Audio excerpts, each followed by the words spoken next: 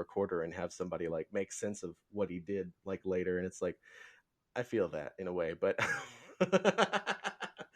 um, anyway, so with regards to all this, is there a genre that you haven't worked in that you are interested in working in terms of like the cinematic world, maybe?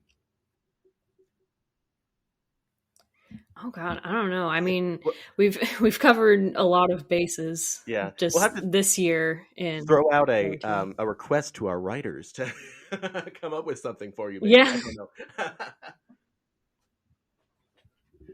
um, Yeah. Oh, one thing I've noted, like, and we kind of have a show kind of in the works about mhm. this. I don't know if it's coming up anytime soon, but like post-apocalyptic stuff. Yeah.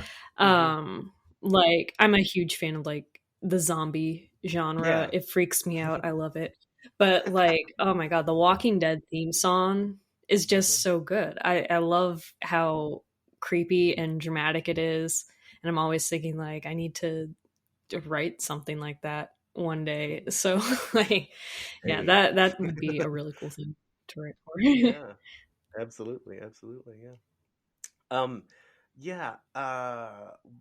Just like as far as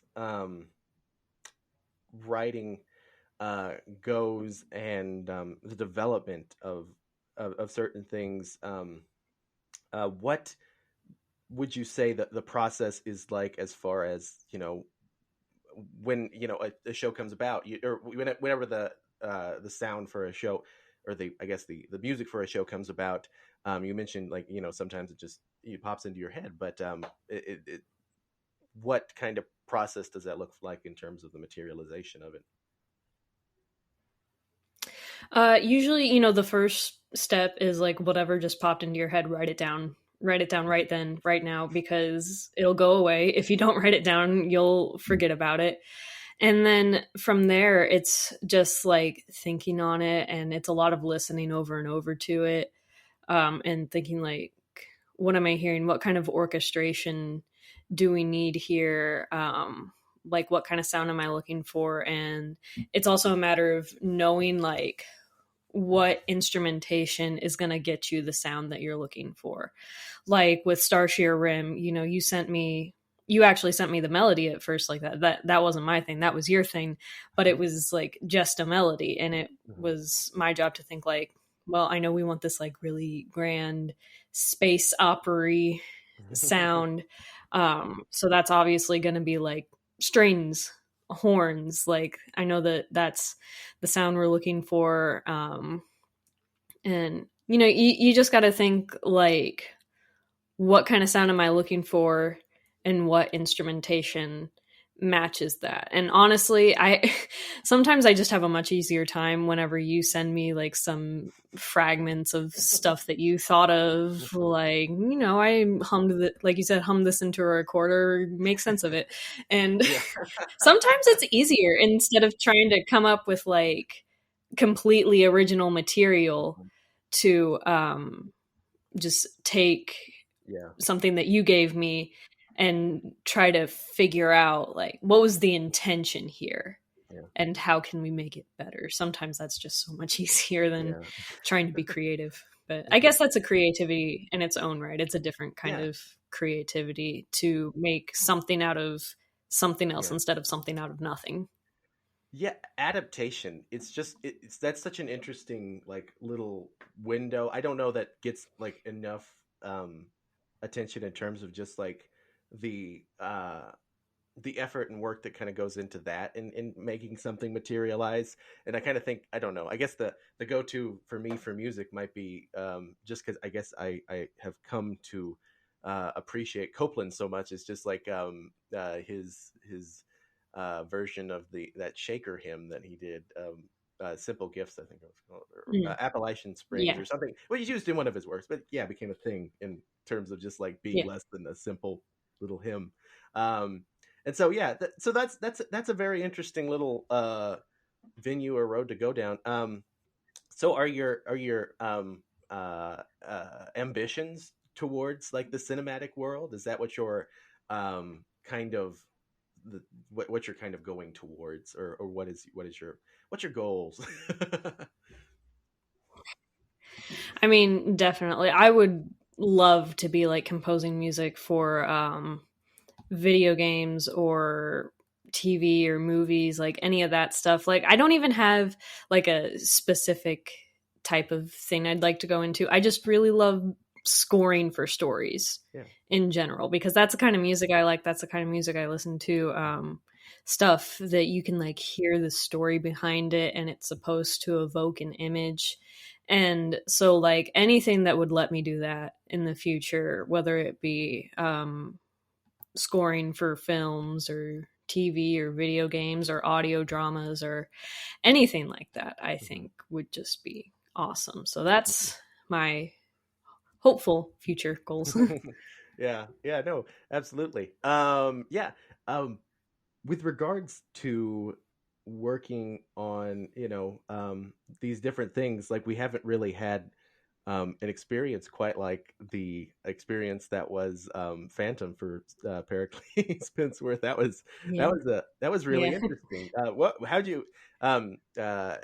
did you feel about songwriting there? That was really fun. Like vocal music and lyrics are something I'm not super familiar with. Like I'm not a vocalist, I'm a clarinetist.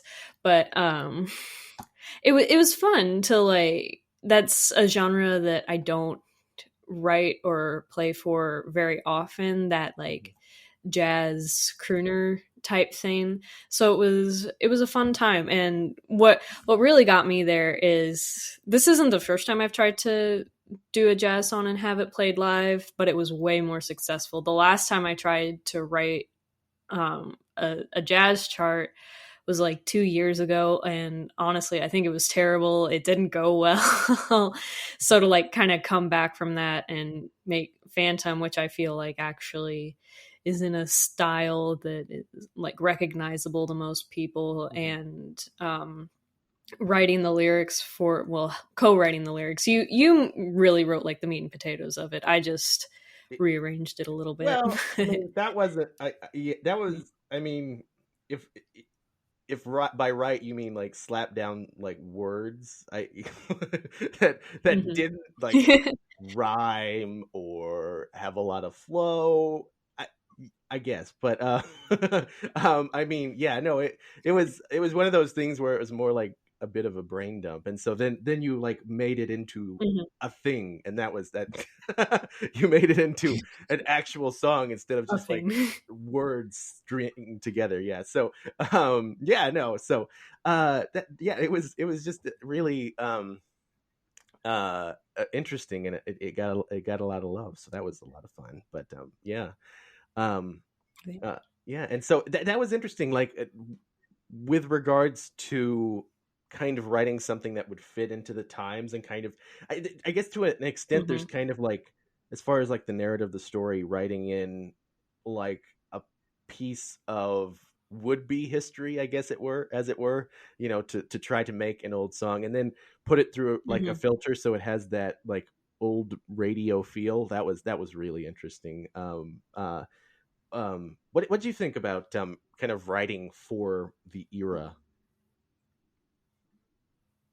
I mean, if nothing else, it's a fun, creative, almost academic Mhm. exercise to try and like, listen to all these songs that were actually written during the era, and we're just kind of writing what was common and popular then, listening and again figuring out like what makes them all the same, what are the defining characteristics here, and like kind of reverse engineering it. If nothing else, it's a fun exercise to try and figure out how something works. It feels almost like, some people are car people and they'll like take apart an engine and put it back together. It kind of feels Mhm. like that, but it's music.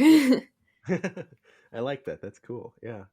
Absolutely. Yeah, no, since Pericles overall was just supposed to be, kind of reconstruction of this old, genre that was prevalent at the time that the show Mhm. is set, it seemed, apropos to try and, rebuild some of the music from the time. Uh, you know, uh, um, like with regards to the song, and some other songs were kind of added around it to kind of cushion it, I think, into a a place where it was like, this is a real period piece, and so it's able to stand like that. For the main theme, that was interesting. Just I think because I remember, and there's a small cult following of the show of one of the themes that I sent you with regards to inspiration for Pericles, and that is Kolchak, and it was a short-lived, I think it's 70s show.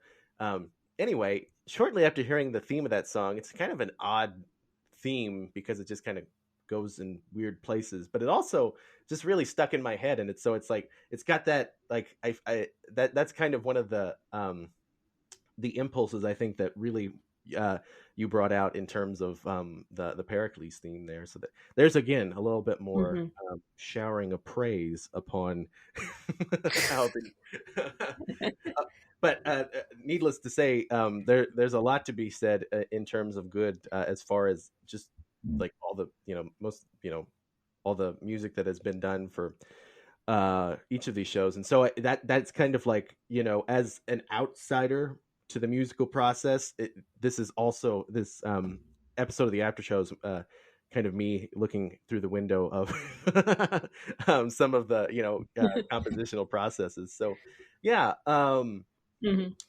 So far, has there been anything that I've not asked you about that kind of like stands out to you as part of your experience going into it that you'd like to mention it? I mean, it's just been a lot of fun. I've had such a fun time working on this. Honestly, it's kind of refreshing to do something so intensive and involved like this that isn't for like a class Yeah. or something. It's been really nice, just like the idea of making content as a group. Like it's been really cool to, like, listen to the shows after they're finished and all put together. And I'm not around for like the cast recording or the audio editing process, but it's really cool to hear like the finished product and hear like how many different voices and minds came together to make that happen. And it's just really neat to be a part of something like that, where like you contributed something important to you to like a larger whole. I think Yeah. that's pretty neat. Yeah, absolutely. Yeah, no, and we absolutely, it's like the sheer variety and potential of our music has become so much greater.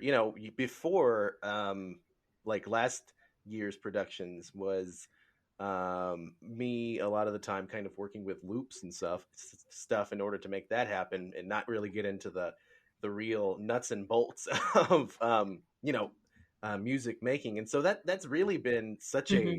humongous leap forward for us, I think. I mean, I know that people out there make a lot of music with loops and stuff, and probably much more sophisticated than me. Not to like diss them or anything, but now this is, much more intensive in terms of just like Hmm.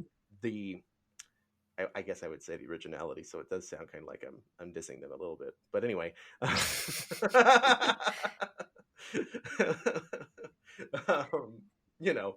Anyway, yeah. So that potential has really become much more uh, involved and advanced for us, really.